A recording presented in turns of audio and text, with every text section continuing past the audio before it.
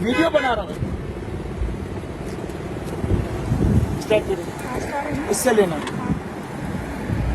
औज़ुबिल्लाहिमिनश्शैतानिर्रजीम, बिस्मिल्लाहिर्रहमानिर्रहीम। तमाम मुहिब वतन पाकिस्तानियों को अस्सलाम वालेकुम। ये पानी खींचने के लिए मोटर नहीं है, ये गाड़ी का इस्तेमाल किया गया है, डोली, जो पहले हाथों से पुल ना होने की वजह से एक दूसरे के लिए, एक दूसरे की जगहों को मुंतकिल करने के लिए इस्तेमाल किया जा सकता था।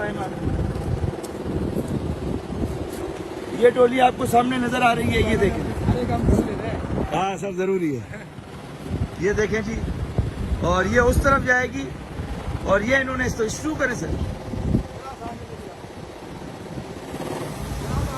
ये देखें जी, ये डोली ये चली, ये जा रही है। और ये चश्मा शफा, ये आप देख सकते हैं कालाम में है, और इस चश्मे की खूबी ये है, ये देखना है। तो अगर आप स्वात कभी आए और कालाम की तरफ जाएं तो रास्ते में ये चश्मा शफा जरूर विजिट करें। बहुत इंटरेस्टिंग प्लेस है, इंटरेस्टिंग जगह है, और मुझे तो बहुत ही मजा आया। I love you. ये भी हमारे भाई आए हुए हैं, इन्होंने भी देखा, और ये हमारे लिए ऑनर की बात है।